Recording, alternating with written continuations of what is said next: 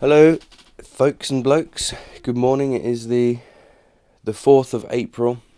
Last night I was at the Salisbury club and we had an open evening. It was quite exciting and interesting. It turned into a bit of a lively free-for-all of a debate, which of course descended right back into the merits of the consultation and the closure of the bridge and things like that, which I suppose was to be expected. Not necessarily how I would have imagined the night going beforehand, but you can't stop these things. So this video, this is an introduction to the video which I made last night, and I just want to explain that annoyingly my video camera wasn't recording for the first 10-15 minutes or so. So you basically miss my intro of who I am and why I'm standing, but there were several other people there with cameras going, so I'm asking them to send that footage through, which will arrive at some point, I'm sure. But the point is that for now you've got a video there. It's about an hour long of the debate which happened. I'm going to upload it unedited just so that people can see, if they're interested, see and hear what people are talking about. And then we'll go from there. There's a few little bits which I'll probably edit out, just to create shorter snippets of it. But I'm feeling pretty tired, to be honest with you. I think I'm coming down with something as well. I was a bit all blocked up last night. I think I might have been going a little bit hard, because it's not just on the canvassing, but I was working all the way up to it, and so I haven't actually had a break for a few weeks actually. So I might just take it easy today and just tend to the video and probably write up on the blog post and things about where I'm at with the campaign. All right, and so like I said, this is the video as it was. It was there was two people who I think were members of Cam Cycle who were welcome to come along, and everybody else was of the opposite view. So it was quite an interesting debate. But I suppose this is the whole reason why I'm doing this. I actually want the different points of view to come together and actually be able to speak in an open forum, comfortably and clearly, and not be sort of judged or bullied or anything like that. And I made this point during the meeting last night, that when I came into this situation last year, I really feel that it wasn't a accommodating space for a healthy debate. It was as if the argument had already been won or lost, and people weren't talking to each other about it. So when I came into the scene asking my questions with my microphone, all the people who wanted the bridge to close refused to talk to me. All the people who wanted the bridge to stay open were very warm and welcoming and friendly to me. So those are the guys that I got to know very well. But that's not how I would have wanted it. I wanted to hear both sides of the conversation. And the fact is that not only did the guys who were campaigning to close the bridge refused to talk to me, but by getting involved and being a journalist asking questions about it, they actually started to attack me. And they don't even know me. They would just discredit my work, or say that I was biased or have vested interests or some nonsense like this. And so actually this is a step in the right direction as far as I'm concerned. The debate is still ongoing, and the conversation over the future of Mill Road needs to be had. It just can't be a conversation which is dominated by one side. And that's another point I want to make. If me talking about specifically me being a candidate for a councillor, what I can do for Romsey is to bring all of those voices up and allow them all to be heard and voiced, and jostle with each other and go back and forth with each other, so that the actual residents of Romsey, who have become very divided, can gradually find their common ground and work towards a solution which works for everybody. Because I really feel like the bridge being just closed the way that they want it to be closed is not good for everybody. Clearly, people are pissed off with the fact that we've taken it to court and it's still open. And there's always constant moaning about the state of Mill Road, the potholes and the pavement parking and things. But so much more could be done. It just needs to be worked through in a much more congenial and mature and healthy manner than what has previously been done.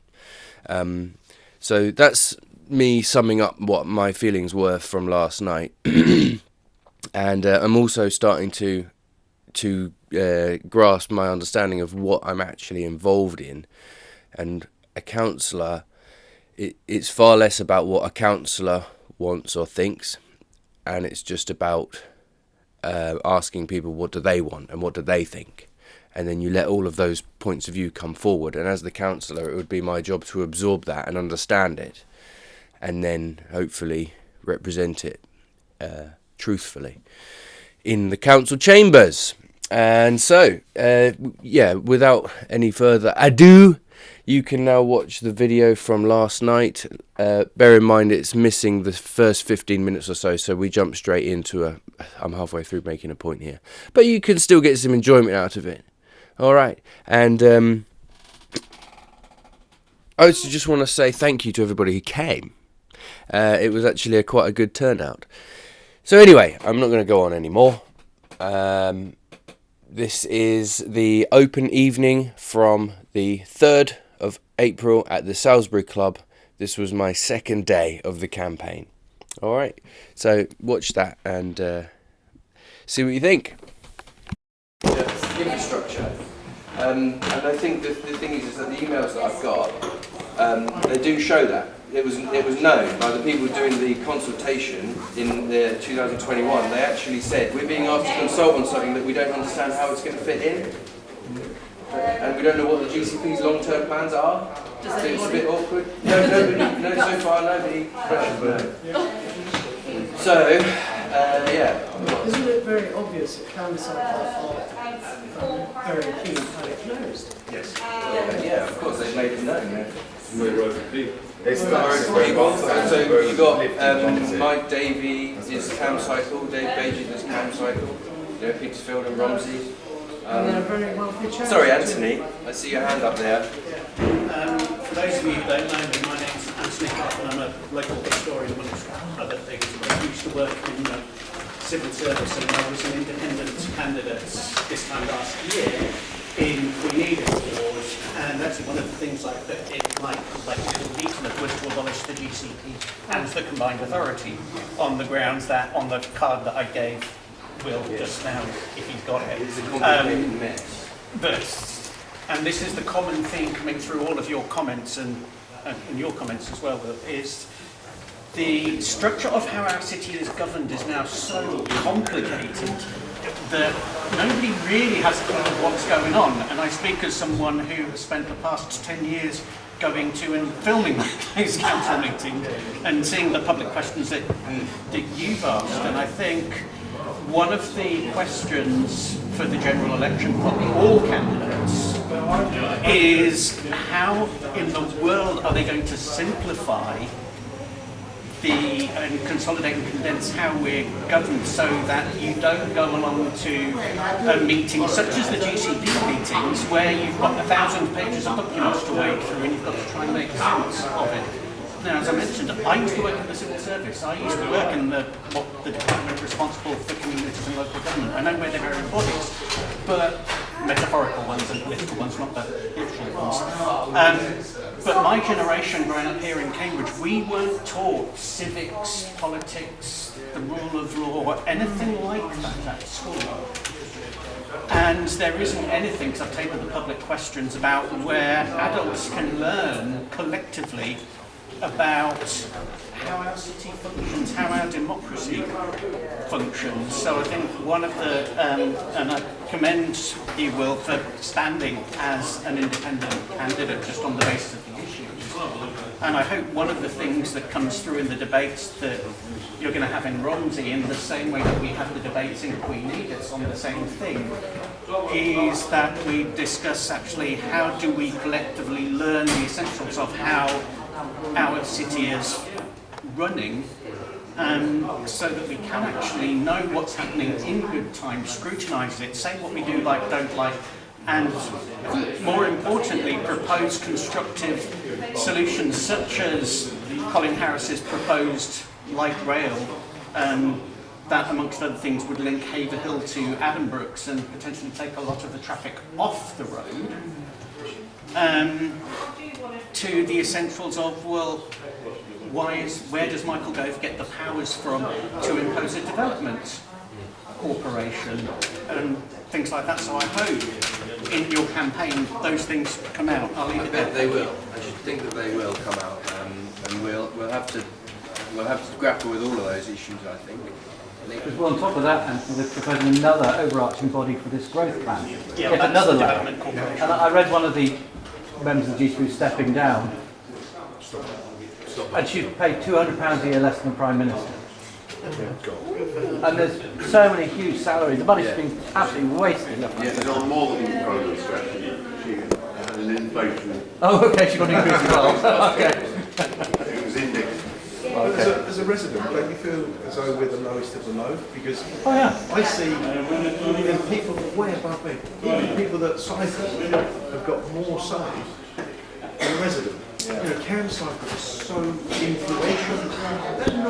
They're not a charity for someone to cycle. Well, they shouldn't be, because they're not interested in safety. Yeah, and they're paid. And on their website, they want to reduce Cambridge traffic, road use by cars, 50% year on year, which is ultimately 50%, one car in time. Now, how can a charity be so influential on the GCP?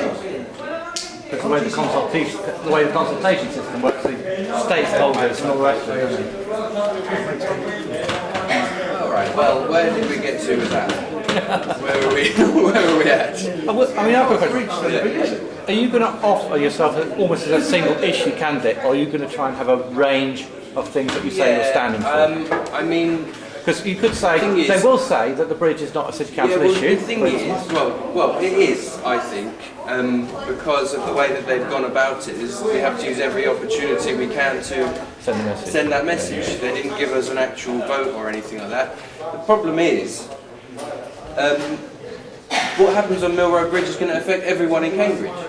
So it should never have just been some isolated consultation for people who live here, because it affects everybody, you know. And that's my biggest grievance about the whole thing. People are saying you can't stand in Romsey because you don't live in Romsey. Well, most councils don't live in there. A lot don't live in there. Well, I mean, I just want to put that my bag. This is for all of those people who have been saying you can't stand in Romsey because you're not from Romsey. I just want to say, this came through my door today, alright? Are you looking for a second home in Romsey? Is that what you're No, can't afford one. No. It is my official acceptance from the Electoral Commission people that my candidacy is real. It is valid. Right? The rules are the rules, alright? You don't need to live in a ward to represent a ward. You don't. Well, my stop with that father was stuff. a councillor for Coleridge from 1969 to 1982. Yeah. And he actually was the mayor of Cambridge from 1979-80. He didn't live in his own ward. You don't have to. It's nonsense. You've got an interest in the ward. You can get to know the ward. You can have lots of friends in the ward. You can have interest in the ward and just live up the road. That's what I do. So anyway, and also, like I said, the reason why I'm standing is because, actually, like I said, last year I didn't know anything about this. Totally ignorant. Everything that I'm saying and everything that I'm able to say has been told to me by people in this ward. So all I'm doing is reflecting it back out. See, I've learned it all from you guys. Who are you up against, Will? I don't know yet. We know the one. I don't know. I think that the... It was on the internet. Was it? Yeah, Saturday day. Yeah, well, I mean, And then there's a Green and a Liberal Democrat. I've never heard of the Liberal Democrat before. I don't know, but you said that they were canvassing today, didn't you, the Liberal Democrat? They were putting posters through. I mean, like I said, I think people's minds are made up. They want to They already think what they're thinking. You can't change anybody's minds. You just got to put it on the table and say this is an option. And I think they're going to go for it. Like I said, my feedback, my surveying, my contact with people want this. They want an alternative, and it's not just Labour, it's all political parties. What do the traders want? Pardon me? What do the traders want? Well, I would suggest probably the traders want to be able to just make their living and not be messed around, because that's one of the worst things for a trader to go through. And I'm a trader, so I know what that's like. If anything comes along and jeopardises your business, it's just a nightmare. And it's also, it shouldn't be happening. So, sorry, I can see your hand up there. Traders are, say, fed up because they listen to them. Yeah. Whatever they say, everybody just walks away. And that's not right. No, exactly. They're doing all the work on the road, trying to make it nice, etc. Yeah. And no protecting them. Well, one of the important kind of cornerstones of this country's history, the constitution, if you like, is the right to private property. You know what I mean? Having a house, having a bit of land, having a shop, having a business. No one can come along and just mess that up. But this is what they're trying to do, you know? Because they've got some ideology or something. They think that the environment's so important that we can just rub your business out. You know? And these are the sort of comments that you see. They just say, well, I'm sorry, but if your business is there and it's causing pollution, you don't deserve to have a business. That's the sort of mentality these people are coming from. So, anyway, did that answer the question? No, internet trolls, people online, you know. It's when you do the reading of the social media and the conversations and things like that. Yes, Roy. What would your answer be to the people that say that, hang on a minute, 72% of the people want this bridge? How did that figure even come about? Because certainly everybody I've spoken to is definitely anti-closure. Do you know Well, thank you for that very clearly not planted question. Anybody with 2 cents can understand how they came up with that statistic. We know how consultations work. You know, we understand statistics. If you put out 3,000 leaflets and you tell all of your mates who want the bridge to be closed that it's going to happen, and you don't tell anyone else, obviously they're going to put a big heavy influence on that consultation. Second point, a consultation is not a vote, it's not a referendum, it's nothing, really. It should have absolutely no legal weight whatsoever. So even if 72 people did say that they wanted it once in one consultation, it doesn't matter. It doesn't have any weight. The only thing that would actually have a weight is a referendum or a vote. With the Electoral Commission, because they have very strict rules, and this is also why I'm standing, because this is the only time the actual vote has legal weight, because it's been controlled, orchestrated, refereed, all that stuff. Consultations are just dodgy mechanisms. Actually, the way that they use the consultations, they've overused them to such an extent. Sneaking up on me. I think that's something that should just be stopped, just banned. Stop using consultations. You know, because you use the statistics that they. No, well, it's also, you know, they can basically just doctor the results that they want, and if they don't get the results they want the first time, they'll do another one. Well, the Refinery Road thing tells you it doesn't matter what the result is, you vote what you want. Well, I mean, before the consultation, there was a traders' petition that had nearly 5,000 signatures against the bridge being closed. In 2020, they just threw that away. Was that also used on roads where the bridge closure would actually be affected? Like where you went yesterday, you said none of them. That's right. Yeah. So actually, that was my first question.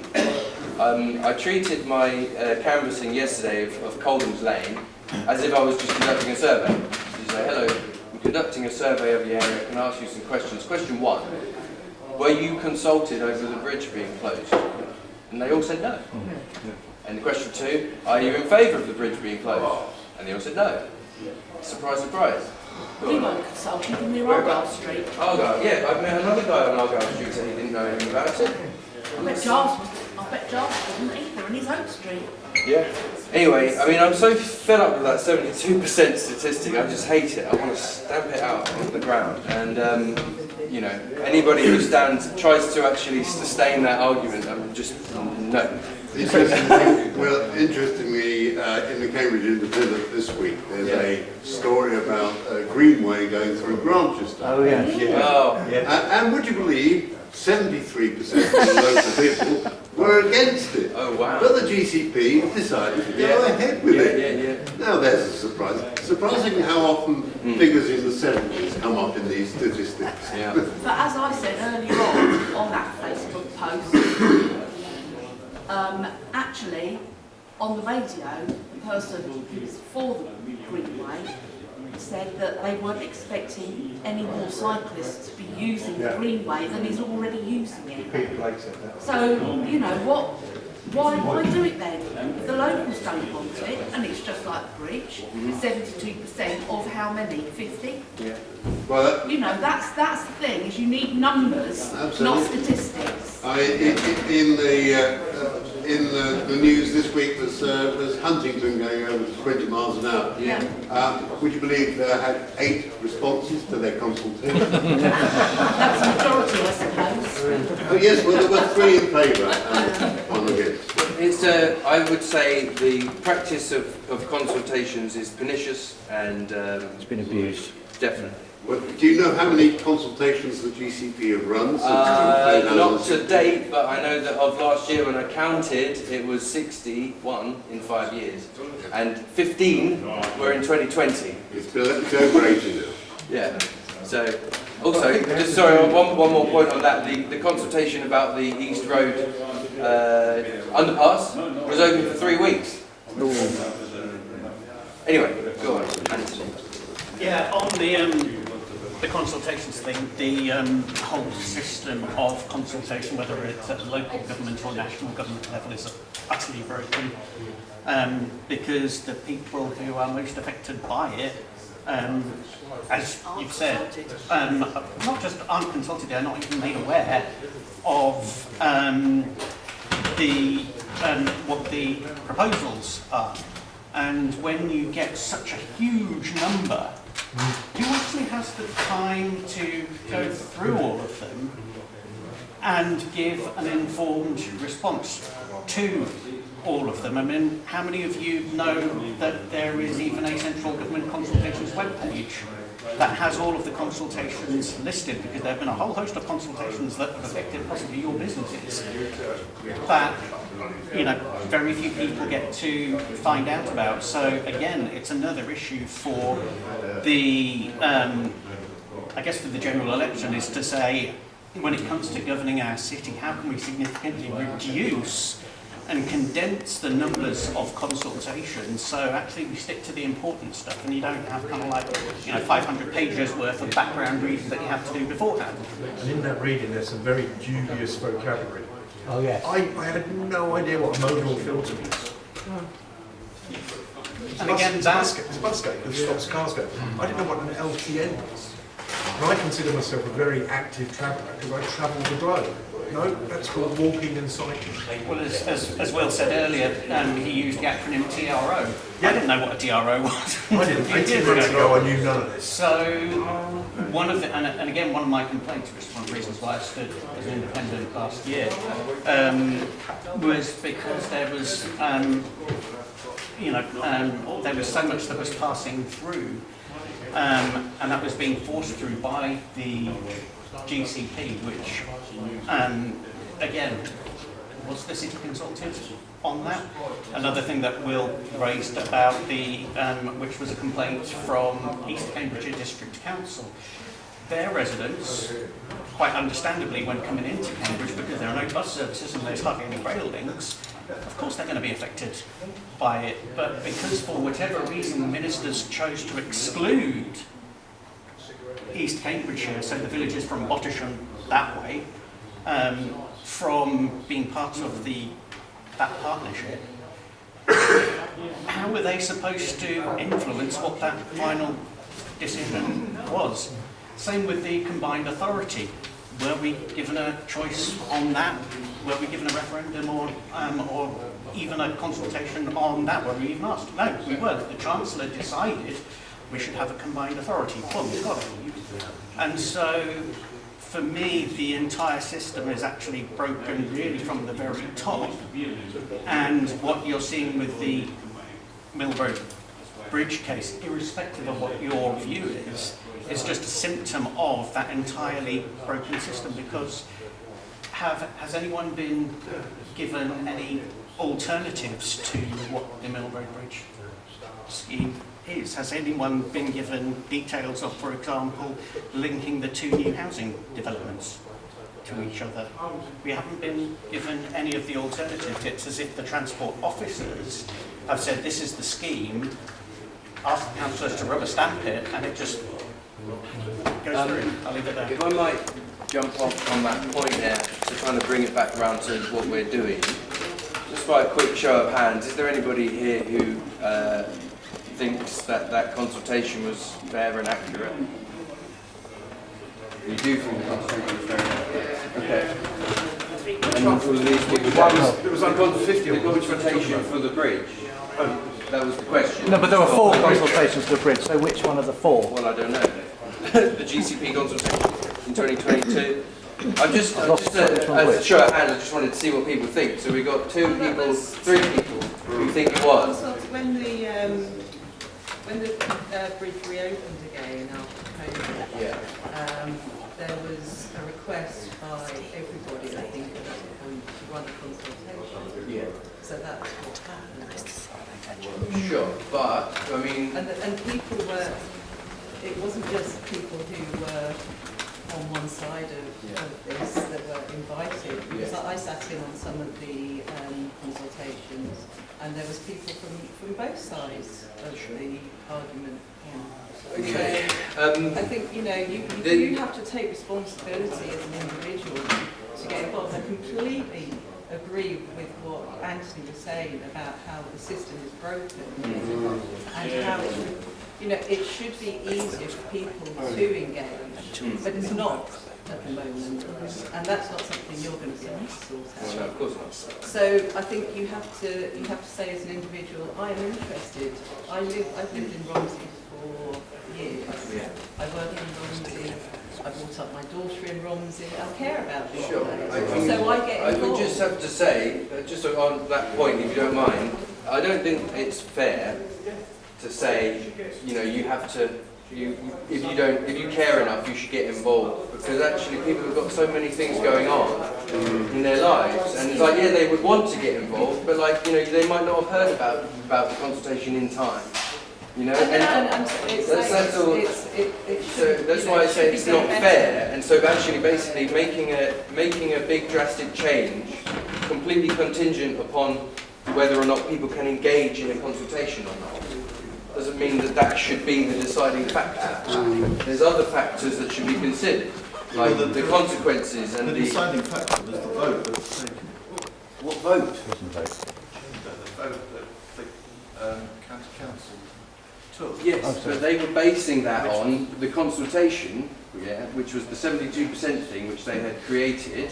Yeah. But the actual statutory consultation had more objectors than opposers, than supporters. But they said because we have this 72%, we can overrule that one.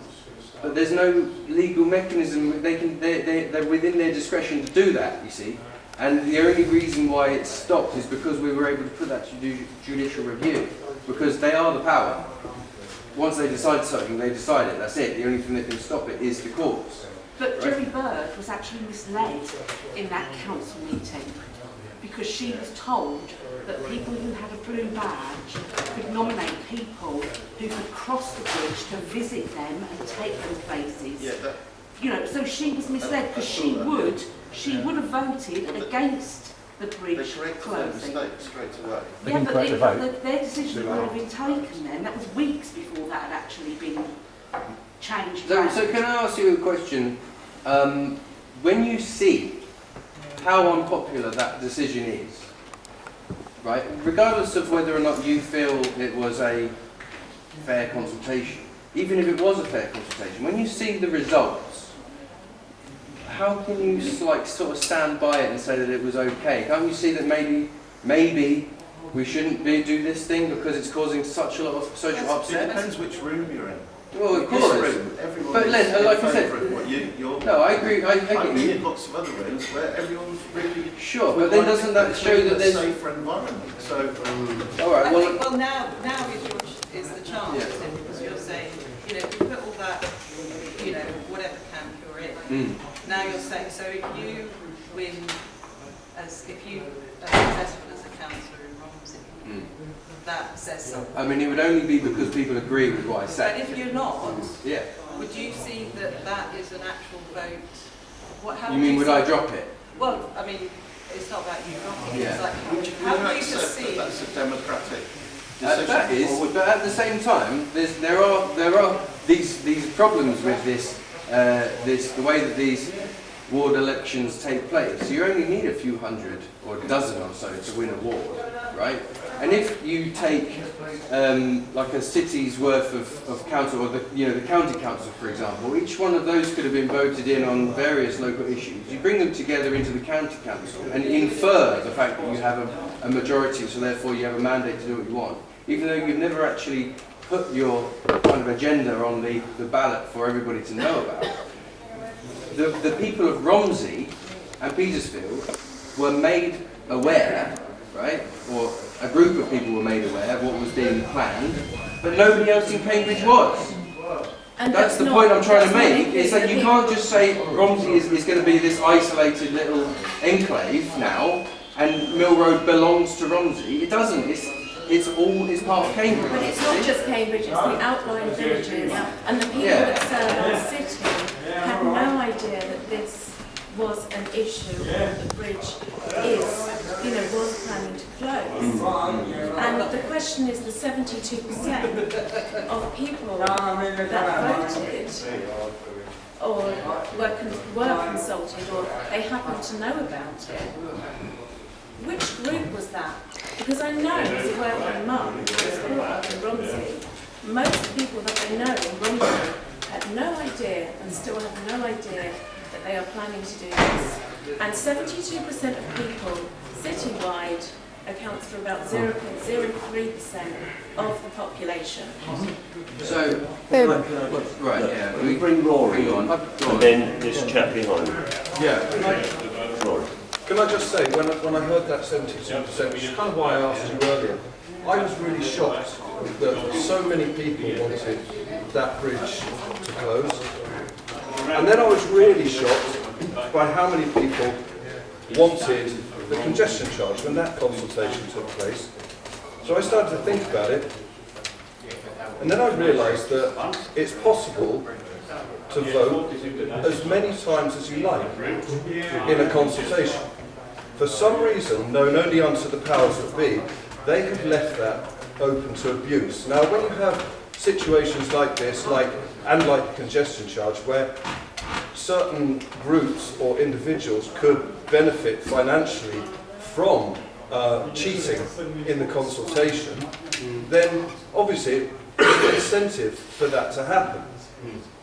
Now, a friend of mine sent me a video because, you know, when the congestion charge was going on, and I started to get worried about this, a fellow that he knew was able to, they filmed him doing multiple submissions from the one computer again and again and again. And they balanced it, to be fair, they balanced it so that it didn't sway the vote one way or the other. but it provided evidence that there were multiple. And I'm talking, he did over 100 on each, right? Now, they're supposed to check those results, to check whether there's any duplication.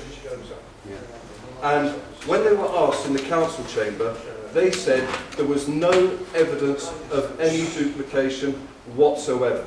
Okay?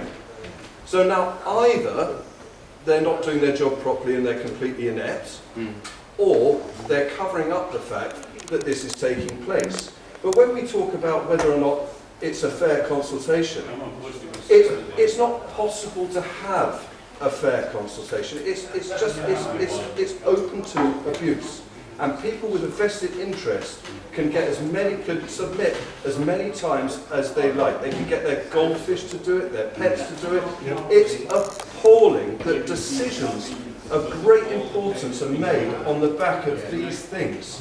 Because I tell you what, people like Mill Road for People, look, I think, Greg, good on you for being organised and trying to do what you want to do, but people like Mill Road for People, people like CamCycle, people with a vested interest and a following are able to abuse the system. I'm not saying you have, I'm not saying CamCycle have, but the fact that it's possible means that all consultation should stop. Any decision made on the back of one should be overruled at this point and should be looked at again. That's my belief. I think, if I may bring it back round to sort of how I could represent the ward, right?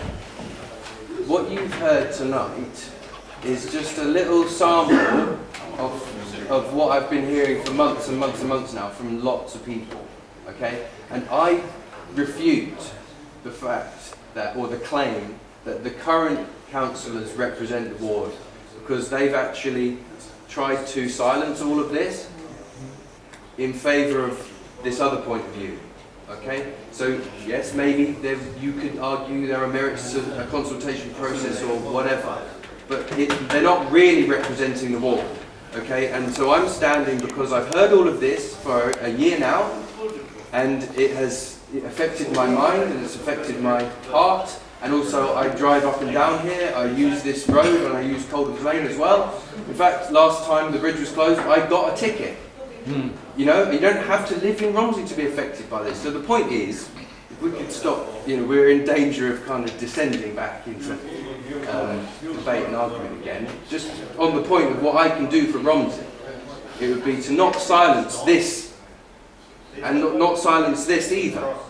But maybe hopefully get everybody's point of view out so we can start to understand each other. And do a fair consultation, because what was it, only 1,000 people were consulted? It was 1,986. I just looked it up, and the population of Romsey in 2021 was 10,000.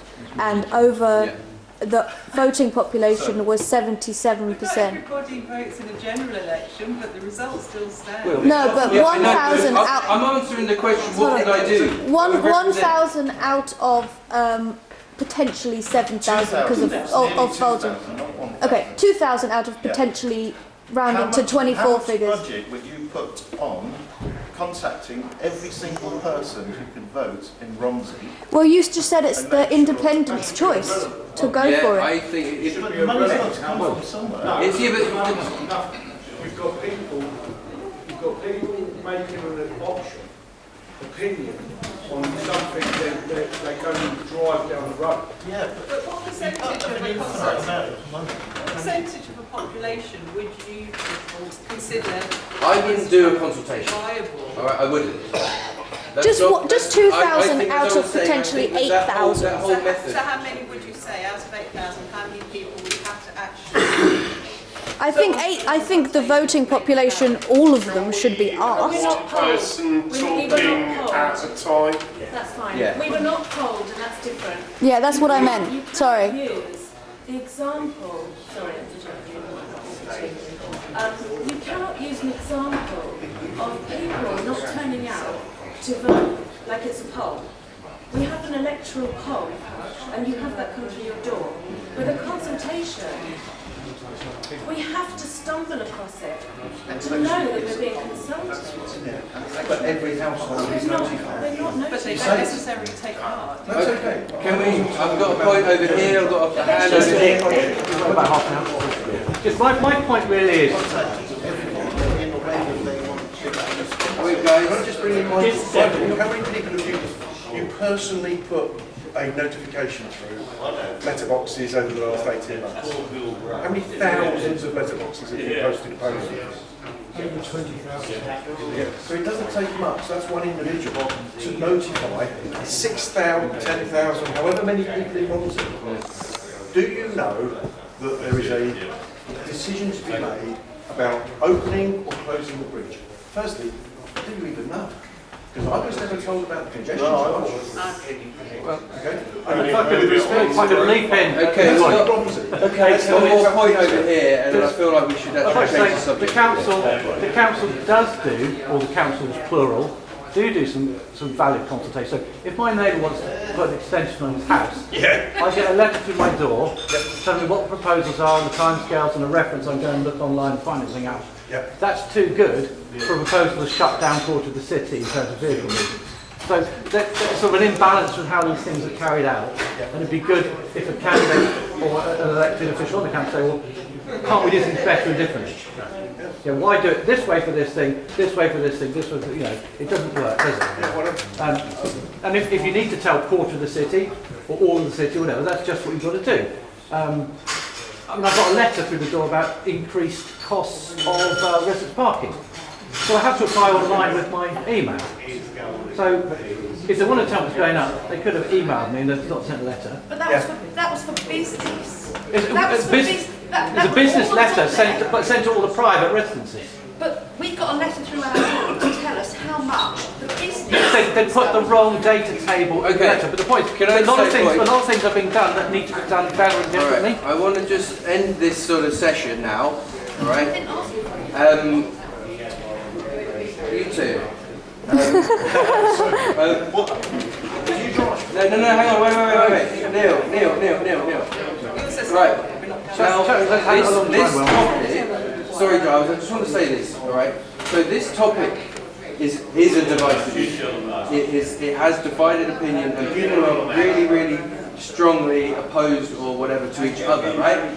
I have not created this situation. I found it. Okay, and one of the things that I just want to say, based on everything that I just said, is that you don't have to agree. All right, we live in a democracy and we're civilized, and we might not agree with each other, but you have a right to say what you think. Right? So thank you for being the only two people in a room where obviously you've got the minority opinion. You've stood up and said it, and we've had it back and stuff like that. But I feel. Sorry, John, to get to you. Actually, the environment which I sort of waded into last year was one where this kind of open debate was not allowed. It was being shut down and argued against, and people were being silenced or bullied or what have you. What do you think, Giles? Well, there are so many issues, in Romsey. As a resident in Romsey, I recognise many faces here I have been a resident in Romsey, guess how long? No? 24 years. Which some people have been longer. Yes, we have. Yes, I know. They're my neighbours. Now, as a pedestrian, with sciatica, fractured foot, it doesn't, the noise levels of speeding vehicles at night, motorbikes, reckless drivers, sirens, 999 calls is deafening, and taxis arriving in the middle of the night in my streets is deafening. I struggled with tinnitus.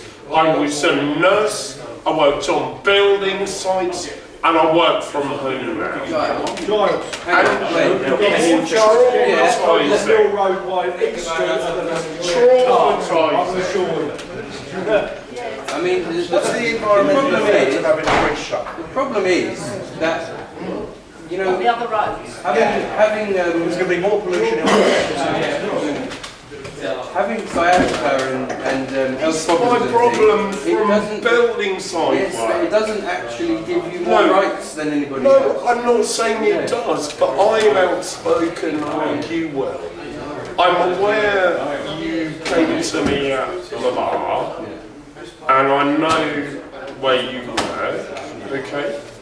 Now, as time goes by, there are older people than me, younger people than me, and keep it clear, if you're standing to be a councillor, all good for you. You're outspoken, you have a good brain, so do I. Well, thank you. Question. I mean, look, there's a lot of different opinions, aren't there? This is the point. What can I actually do as a councillor other than just absorb all the different points of view and hopefully try to bring some compromise to the scene? I think one of my personal gripes about the bridge closure is that there was no compromise. But there was also no data impact. And there wasn't any Somebody data here just impact. said, Actually, there's a lot what's of... the impact? Yeah. There wasn't a data impact on Conneridge Ward, Petersfield, any other ward surrounding. So, anyway, has anybody else got anything they want to say about the bridge? That was a risk I just took there. Go on. I've got a question. You said that when you went to the hearing, which hearing? The court hearing. Oh yeah, yeah. You said that the barrister couldn't come up with reasons for the bridge being closed. And you say you're a good listener. So what would you say the arguments are? Well, for it being closed? I would say the arguments for it being closed. That's full use of the track. If it is being closed. I mean, look, the reasons why the people who promoted the closure are not the same as the reasons which the council gave. Point one. Okay, the kind of activists or the environmentalists who put out the pamphlets, they have like 8 visions for Mill Road. Some of those range from making the air cleaner, making the road safer, improving streetscape. These lists, we can read them back. 2/3 of them are just opinions. Right, and the actual claim that it's going to make the air cleaner is not one of the reasons that the council gave. And one of the first things that the council's solicitor conceded to us in the early days of the review is that cleaning up the air is not one of the reasons. Because there's no evidence to show that closing of the bridge will improve air quality. And there's actually been evidence to show that it will make pollution worse. So you're focusing on one issue. Yeah, that's one issue. We'll go on. Go on to tell us what your understanding is of the people who support vehicles being restricted. My understanding, if you don't mind me being completely blunt, all right, and this could be a make or break moment, because I'm going to be honest. You've got the wrong idea, right? You've been sold on an idea which is just not true, okay? And some people have actually become really hooked on that idea. And it's based on, like, when you talk to these people, the conversation drifts off into climate change, these net zero ambitions, things like that. That has nothing to do with the bridge. It doesn't. Right, but that is actually one of the principal motivating factors for the people who want the bridge to close. They think that closing the bridge will help climate change. It won't. They think that closing the bridge will make the air cleaner. It won't. Shift it. That's what. So in answer to your question, what do I think of the? You've not mentioned safety. Okay, no, I will mention safety. Do you ride bike? Yes. No, wait. Sorry. Built for cyclists. It was. That's why it was put It was up. built for cyclists to travel from the Hills Road area to the city centre. It's a 2-kilometre detour for a bike. Yeah, hold on. Hang on. I've measured it. Just wait a second. Right, 2 points. 2 points. And then, right, 2 points on this. And I did say I'm standing so I can bring all this to a head, so I brought this all on myself, I suppose. But look, there hasn't been an accident or fatality on the bridge, right? The crash data shows accident clusters up and down the road, not on the bridge. Point 1, right? Hang on, point 2 is that by closing Mill Road, you may reduce traffic on Mill Road, but you increase it elsewhere. So safety has gone down in other areas. Thank you. Thank you. Yeah. So how is it okay? How is it fair? You might say we could make this bit completely safe, you know, but actually we're going to make that bit less safe. So how is that all right? Never mind the other roads, I right? live on College Road, and whenever that bridge is closed, we get most of town traffic outside our front doors. Yeah? So we have those fumes coming in. Can you explain how it's moral for you to shut that bridge and push the traffic outside the doors of all of the people that live down the streets that are going to take the traffic that's being displaced? I mean, because that to me is not a moral thing to do. Someone asked the question earlier. He means go by your house. Yeah, I understand, yeah. So someone asked the question about a modal filter.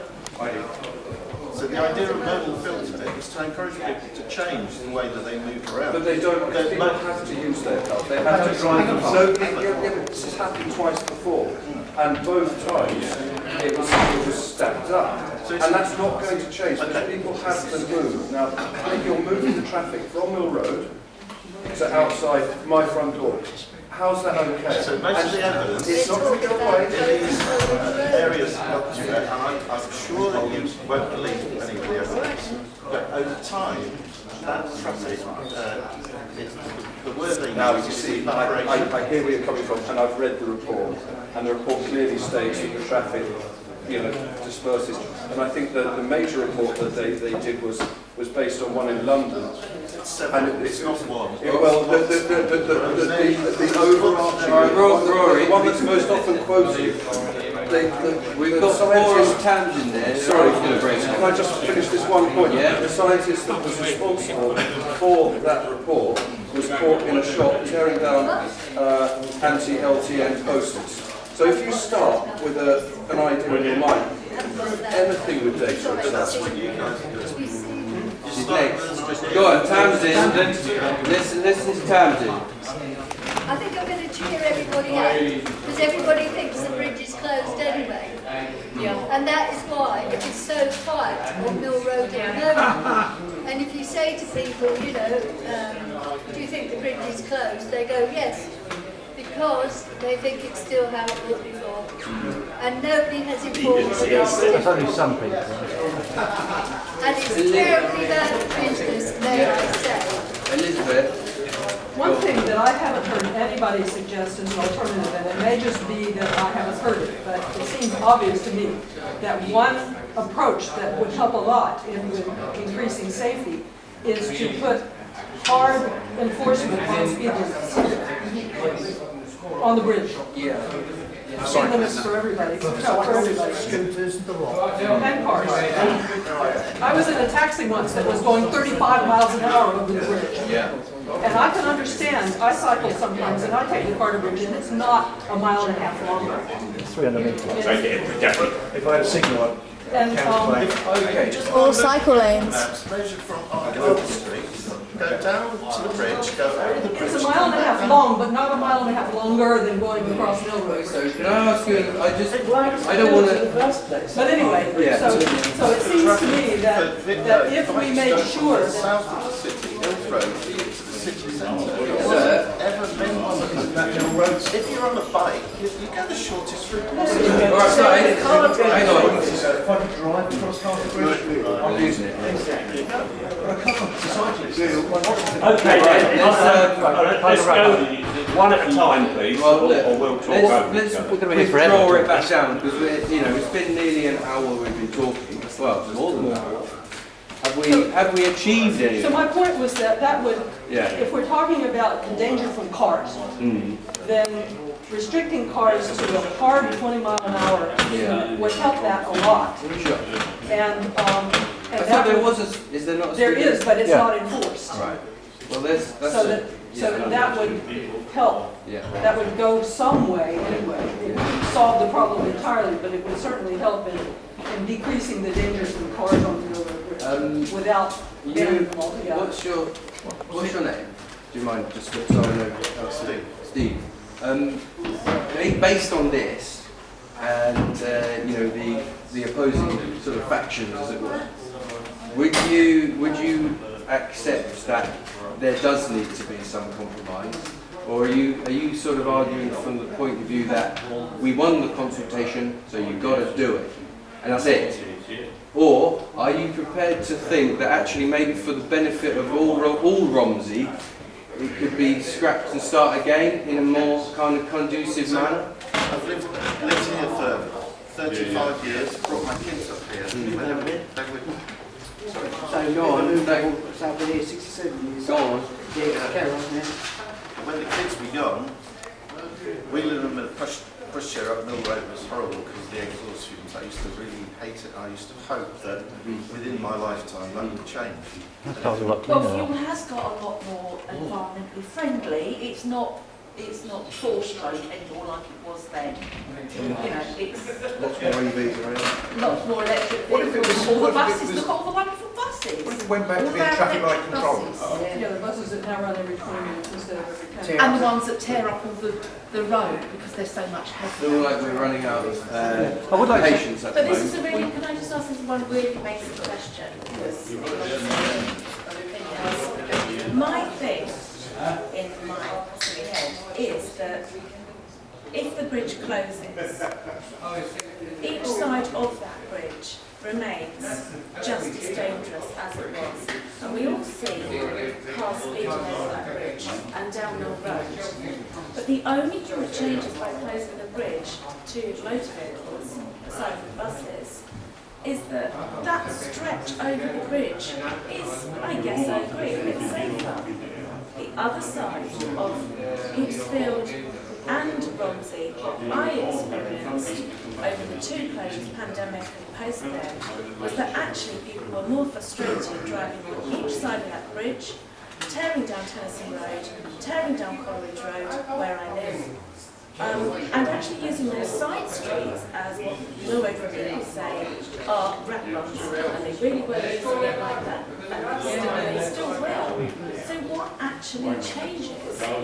What changes? If they shut the whole road, yes. Don't give them ideas. You can't, because no one will be able to get into their houses. Trinity Street was How many houses on Trinity Street? It's not the same. That's a tiny road. It did have But it used to, I used to drive, when I first moved to Cambridge, I used to be able to drive straight through the middle of town.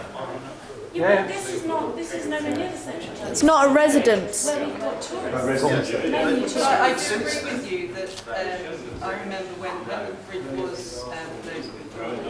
I mean, some particularly down to Coleridge, down to all roads. The speed of some of the vehicles was just ridiculous. So why not bring in some kind of landscaping to They've done that. If you just about navigate. But why does nobody? If you can charge people for going over the bridge, you can charge them for speeding. The only way it would be safer is if they said there are no cars allowed to go on the lights and no allowed cars. Then it would be safer. There's no way that one stretch of bridge. Ladies and gentlemen, in response to that, the I just don't get it. I just don't in get response to the that. speeding motorists issue, we also have the Police and Crime Commissioner elections happening at the same time. That falls within the remit of the Police and Crime, the Office of the Police and Crime Commissioner, which was created in 2012 again by Parliament. So that's a question to put to the candidates. One of the things that new technology has brought about is, and they have them in Paris, are noise detection cameras which can, similar with automatic number plate recognition cameras, prosecute those people who are breaking the law, in particular having engines that are in breach of the noise regulations. So the issue on that is actually a failure of law enforcement, and who bears responsibility? for that. In terms of the emissions, the direction of travel from central government is that all new motor car sales of fossil fuel powered cars from the year 2035 will be banned. Hence, and the government made that announcement several years ago to say to the motoring industry, you've got to change your business model, whether it's for electric cars or to municipal city councils to bring in other forms of transport. So what Cambridge is going to look like in just over a decade's time, the direction of travel from as far as legislation is concerned, and this is something that was signed up to by the major political parties, it's inevitably going to look different. And again, that really should have been something that the GCP, Combined Authority Local Councils, should have made clear to people that actually this is something that is coming from central government. The system we live in is one where Parliament is sovereign. Parliament ultimately, through the government, decides what structures we have, and not just what councils can do, but what they can't do. So I think one of the things to remember with this election is actually, in the grand scheme of things, Cambridge City Councillors don't actually have that much power, and when you look at the funding that they have even less. So don't expect too much from your individual councillors, because actually the election that counts the most in the system we have is the general election coming up. This year. Can I just pass back, we'll talk about safety. Just so you don't get the wrong idea about me, I walk and cycle more often than I drive, okay? But not to a rabid, profile, anti-cyclist, any of that nonsense. And my wife walks and cycles even more than I do. Now, what we know from when the bridge closed was various things changed, but the one thing I think they really didn't address is, as long as there are shops open on the street, which is what gives the road its character, there are lorries and vans delivering and collecting from those houses. And when they have to go up to the bridge and do some kind of 5-point turn in the street and come out again, at the same point, there are people coming down the bridge on their bikes, because I use Mill Road Bridge, one use Cart Bridge, as you say, most direct route. They never bottomed out how the hell I'm going to make that safe, because that's really not safe. And that's where most of the accidents actually happen. But plus, my wife also said she didn't walk on Mill Road anymore when the bridge was shut after dark because she felt unsafe. Because without the passing traffic, it was quite dangerous. There were, I think, 3 muggings in the first closure. So there were a lot of things that really haven't been sorted out with those proposals. It's not as straightforward as it is. Doing a 3-point turn. Can I just say, before we conclude, because I'm desperate to get a drink, I would just say, I've worked with Will. We're basically here to sort of learn about Will and his forthcoming campaigns. I've worked with Will for the last year and a bit on a combination of various campaigns. I'm definitely on your side regarding Mill Road. I regard Mill Road, the very name of the road indicates it's a conduit of trade, and people like Tutlacks have already left for the reason that Mill Road is going to close. I work with this. That's not true. That's what they say. Anyway, that's what they say. It was a mitigating factor. All I'm saying is this guy has a very, very strong moral compass. He works damn hard. I've worked with him on the congestion charge campaign. I've worked with him to a degree and backed him on Mill Road. And I reckon you should, the people of Romsey should vote for him. Thank you very much. Can we take a break now and refill or whatever? Just hold it let go. Get your hand out of there. Take your hand out. Like that. Do you have a presentation?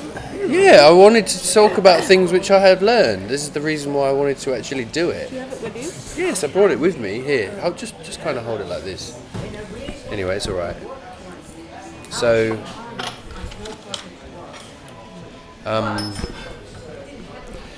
well, it was a learning experience, and Texting now. I would say that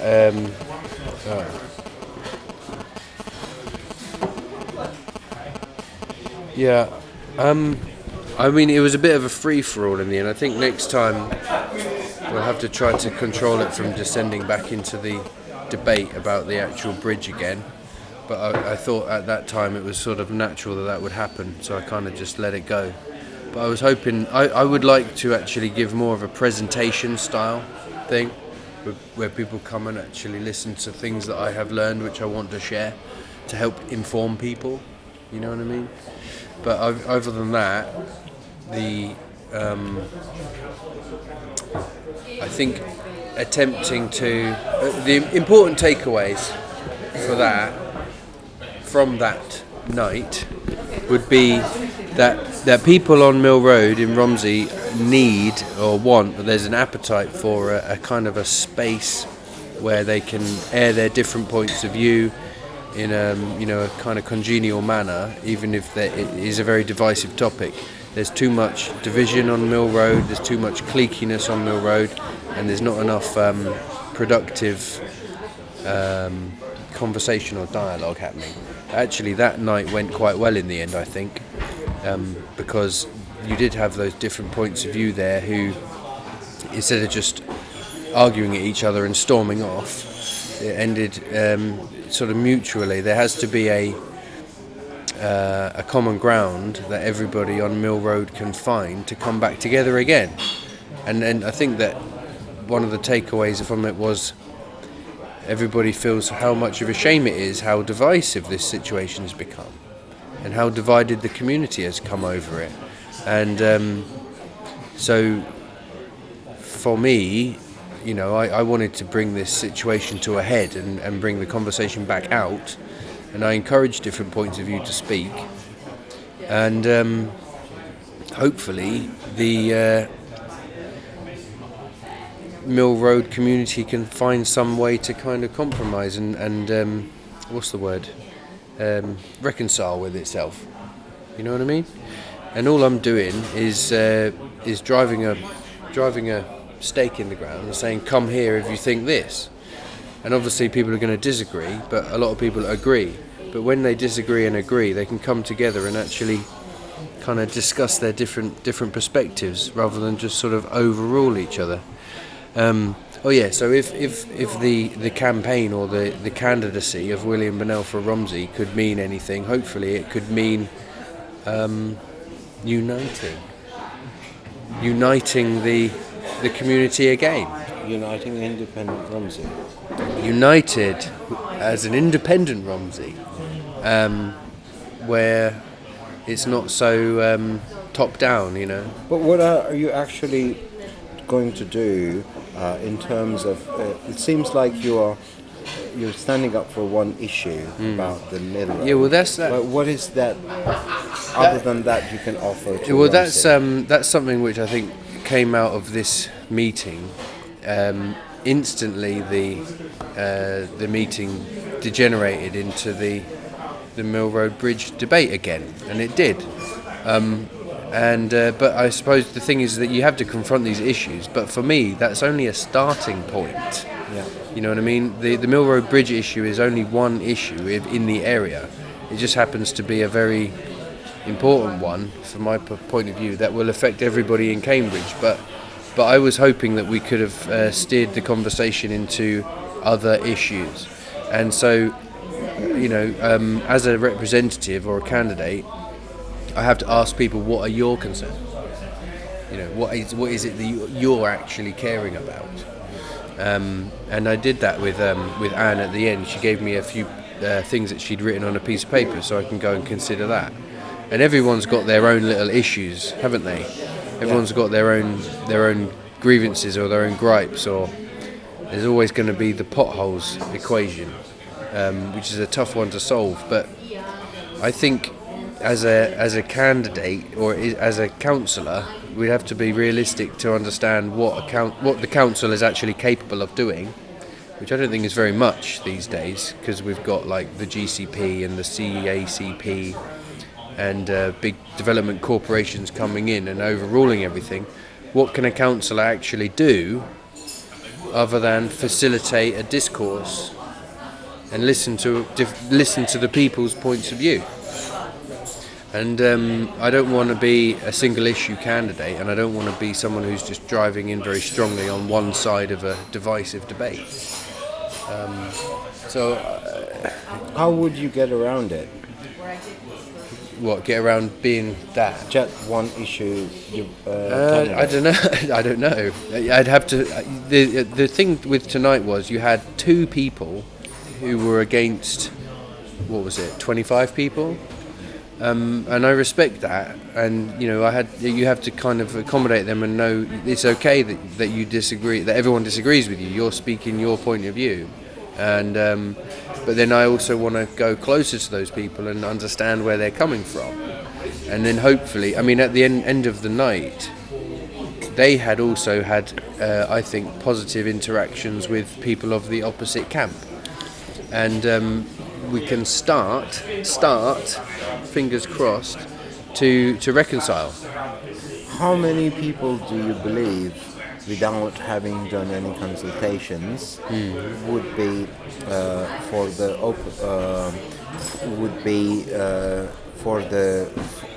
for voting for you? I mean, how many people? If there was no issue with the mail, if the bridge wasn't an issue, this wouldn't be happening. But the point is, I think that bridge is a very, very important issue to such a lot of people, and the sort of demographic of people in favour of closing the bridge, or kind of like outright bludgeoning it through the way that the council did, is a minority. It's just that there's a kind of a silent majority that's never really been mobilised before. But also, you would have enough time in this month to mobilise. That's the question, isn't it? But I'm only here to I'm here to force the issue, which is what happened tonight. But then, in forcing the issue, I'm also hoping to kind of draw out those people who might be willing to compromise with each other. And I think that somebody said tonight, if there was actually a positive vision being put forward, that might help the situation. There's too much negativity and naysaying between different camps who won't interact. But actually, you could think, there could be a positive route forward for Mill Road and the Mill Road community. United.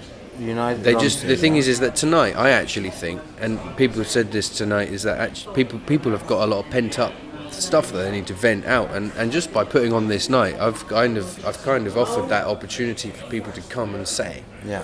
And even if they're on different points of view of the different factions, no one else has done that for them. The other candidate, the previous administration and the current administration hasn't facilitated meaningful or healthy conversation.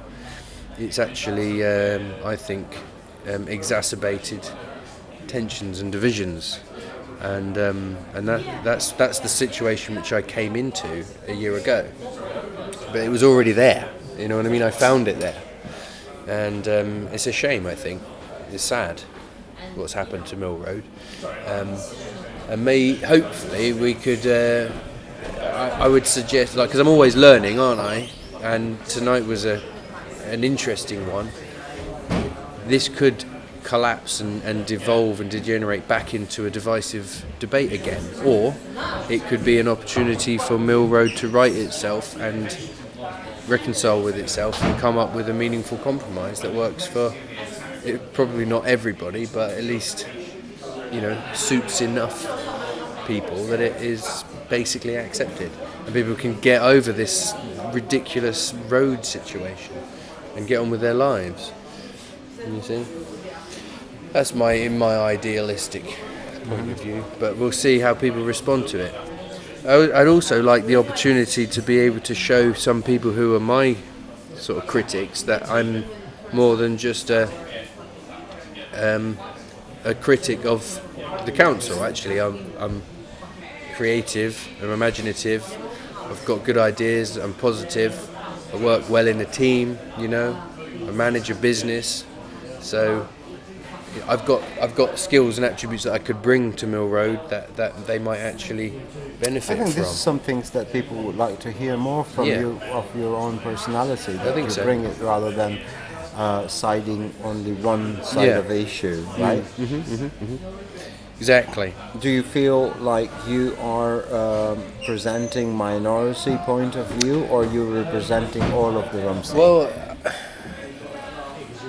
I mean, just based on what I was saying tonight, I've been channeling and giving voice to all of those people who have been saying how unhappy they are with the situation with the bridge and with the Labour Party and with their representatives no longer representing them. That's a very common feedback. So in my view, that's actually a majority view. But then from a principle, you would have to represent the minorities as well. You know what I mean? You couldn't just be like, right, majority overrules the minority, that's it. Because that's not fair, that's not democratic, you know. That's the tyranny of the majority over the minority. There has to be protections for minority interests, and I think that's why our democracy is sort of struggling, really, because you've got too many groups of activists who are organised who think that if they dominate and overpower public feedback channels like consultations, and they basically get their way and everyone else has to just suck it up. That's wrong in my point of view. I think that we should live in a society which balances different needs. I think that's what democracy is really about. You can't just have 75% of people think this, therefore 25% of people can go fuck themselves. You know what I mean? Because within that 25% might be important needs. You know, disabled people, other handicaps, you know, or just people who are individualistic and don't necessarily want to join in with politics or take part. You know what I mean? Artists and what have you. Everyone has a right. Your rights don't. Your rights are not conferred on you by a membership of a group. We just have them. You know. Anyway. We'll close that off there. That was the end of day 2 of Will's campaign. All right. So we'll see how it goes tomorrow. I'm going to be door knocking again tomorrow, and thanks for watching.